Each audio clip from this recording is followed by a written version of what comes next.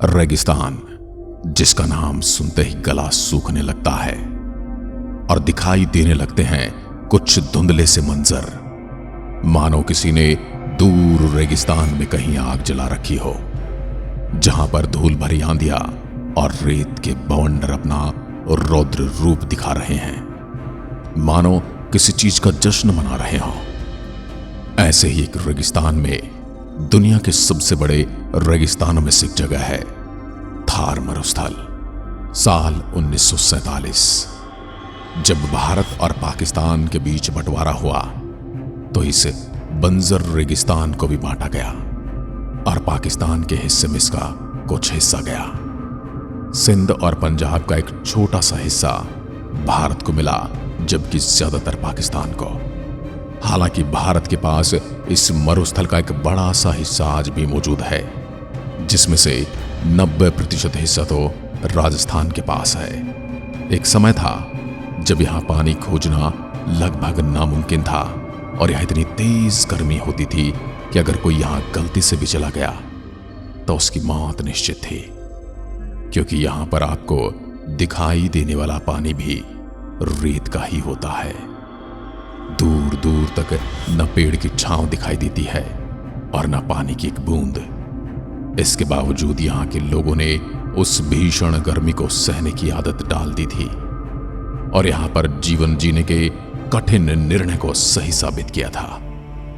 हालांकि कुछ समय बाद यहां पानी की समस्या अपने चरम पर थी, जब यहां कई सालों तक बारिश नहीं हुई और रेगिस्तान में अब पेड़ों के पत्ते तो क्या, पेड़ों के ठूंठ ही दिखाई देते थे। जब यहां नहर का निर्माण नहीं हुआ था तब लोगों को कई मील दूर पैदल चलकर पीने का पानी लाना पड़ता था, और राजस्थान में कई मील दूर का मतलब आप किसी गाड़ी या सवारी से नहीं, बल्कि आपको रेत में धंसते हुए पैरों के साथ अपने सिर पर पानी का वजन लेकर चलना होता था। कितनी कठिन रही होगी उनकी जीवन की परिस्थितियां।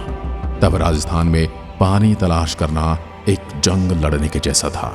जहां पानी था वहीं जीवन था, या फिर पानी के आसपास ही गांव बसते थे। तभी 1899 में उत्तर भारत में भयंकर अकाल पड़ा।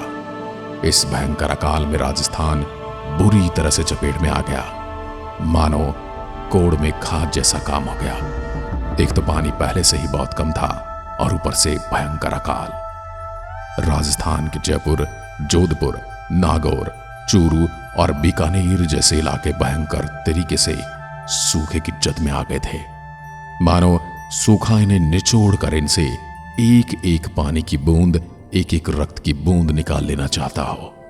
इसे स्थानीय भाषा में छप्पनी अकाल कहा जाता है। अंग्रेजों के गजेटियर में यह अकाल द ग्रेट इंडियन फैमिन 1899 के नाम से दर्ज हो गया था। यही वो समय था जब बीकानेर रियासत के नए राजा महाराजा गंगा सिंह का राज तिलक हुआ था। महाराजा गंगा सिंह जी ने राजा लाल सिंह के घर तीसरी संतान के रूप में जन्म लिया। महाराज गंगा सिंह पानी की किल्लत पहले से देख रहे थे और उसके बारे में दिन रात सोच रहे थे, और उन्होंने यहां अब नहर बनाने की सोची। उन्होंने जो सोचा वो किसी ने कभी कल्पना तक नहीं की थी। इतनी बड़ी सोच, और वो भी रेगिस्तान के बीचों बीच नहर का, सपना भी किसी सपने जैसा नहीं लगता था। और उन्होंने इसे संभव बनाने के प्रयास भी किए और अपनी सोच को भी उसे संभव बनाने के लिए लगा दिया। उन्होंने आसपास के कई लोगों से सलाह मशवरा किया। जब कोई नहर बनाने के काम में आगे नहीं आया तब यह काम संभाला कंवर सिंह और उनकी टीम ने। इस नहर को बनाने का मुख्य क्रेडिट अगर किसी को दिया जाता है तो वह है कंवर सिंह गुप्ता को। कंवर सिंह गुप्ता के बारे में ज्यादातर लोग नहीं जानते, लेकिन अगर ये नहीं होते तो शायद आज हम और आप लोग भी पानी की किल्लत से वैसे ही परेशान होते जैसे उस समय लोग हुआ करते थे।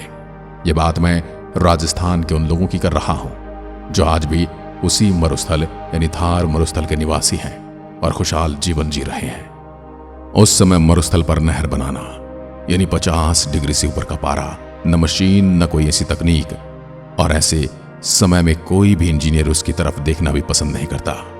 रात में मजदूर को रहने की जगह नहीं, दिन में बैठने को छाया नहीं, और उसके ऊपर सांप और बिच्छू का दंश। यहां तक कि उस समय के इंजीनियर उसके बारे में सोचने से भी कतराते थे। हालांकि कंवर सिंह ने महाराज कि राजस्थान में नहर लाने के सपने पर काम शुरू कर दिया, मगर इस सपने को साकार करना कोई आसान काम नहीं था। निर्माण कोई आसान बात नहीं थी। इसमें लाखों चुनौतियां थी, कठिनाइयां थी और कई लोगों की तो जान तक चली गई।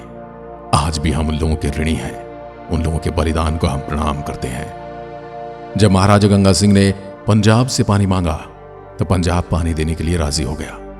इसके बाद सतलुज नदी से एक नहर निकालकर राजस्थान को पानी दिया गया। इनके शानदार प्रयास और जी तोड़ कोशिशों को देखते हुए इस नहर का नाम गंग नहर रखा गया।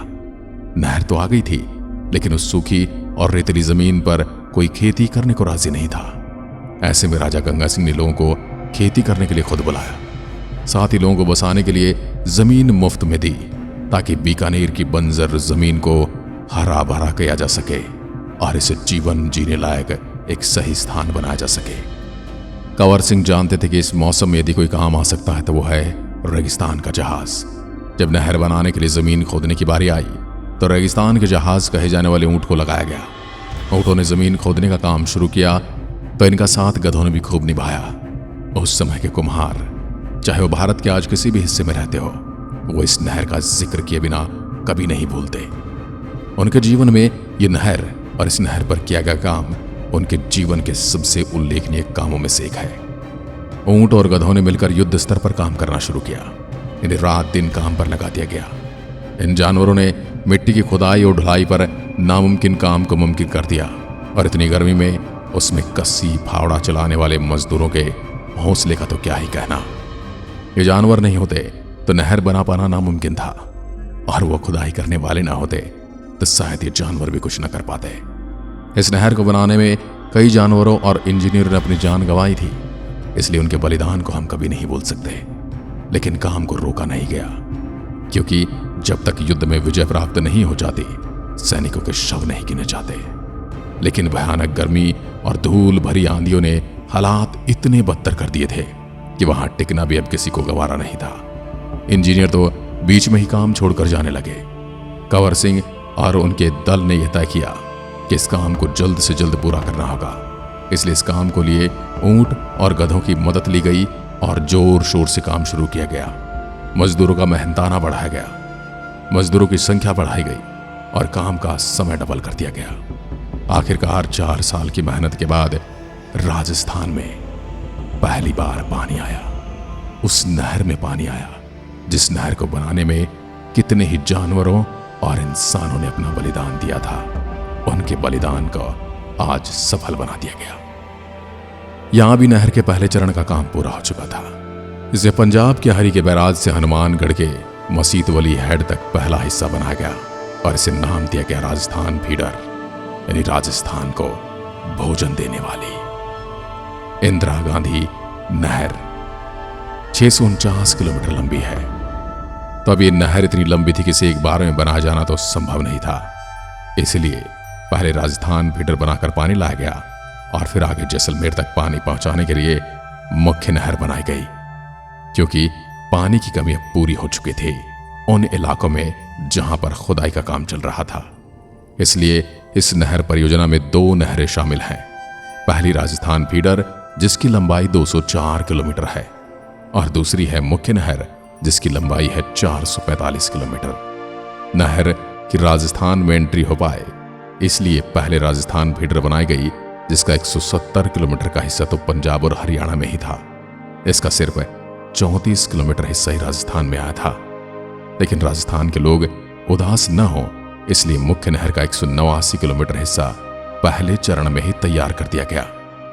11 अक्टूबर 1961 को डॉक्टर सर्वपल्ली राधाकृष्णन ने राजस्थान नहर का उद्घाटन किया और इस नहर में पहली बार पानी आया। नहर के पानी ने मरुभूमि की सूखी जमीन को ही नहीं बल्कि इंसानों के चेहरे पर भी हरियाली और मुस्कान ला दी थी। मानो ठूंठ को पानी मिल गया था, मानो भक्त को भगवान मिल गया था, मानो मरते को जीवन मिल गया था। अब लोगों को पीने और सिंचाई का पानी मिलने लगा था। अपनी टीम के साथ मिलकर कंवर सिंह ने नामुमकिन काम को मुमकिन कर दिखाया था। एक सपने को सच में धरातल पर उतार कर दिखाया था। इस नहर के निर्माण में कई घोटालों के आरोप लगे थे, लेकिन पानी आने की खुशी और इसके फायदे के सामने सब कुछ भुला दिया गया, क्योंकि जो चीज उन्हें बदले में मिली थी वो बेशकीमती थी, अमूल्य थी। इसलिए घोटालों को नजरअंदाज कर दिया गया।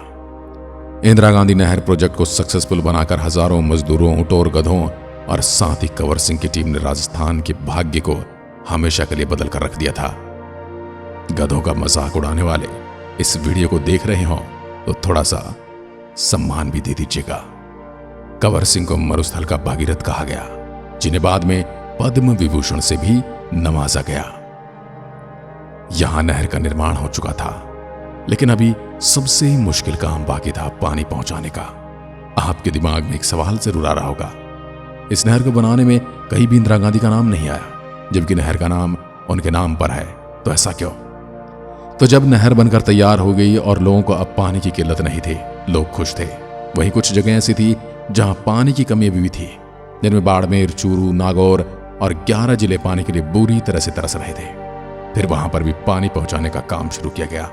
साल 1983 जब नहर के विस्तार का काम चल रहा था, तो उसी वक्त तत्कालीन प्रधानमंत्री इंदिरा गांधी इस नहर का दौरा करने आई, और उन्हें दौरा करने का इनाम इतना बढ़ा दिया गया कि 1 साल बाद यानी साल 1884 में इस नहर का नाम इंदिरा गांधी नहर रख दिया गया।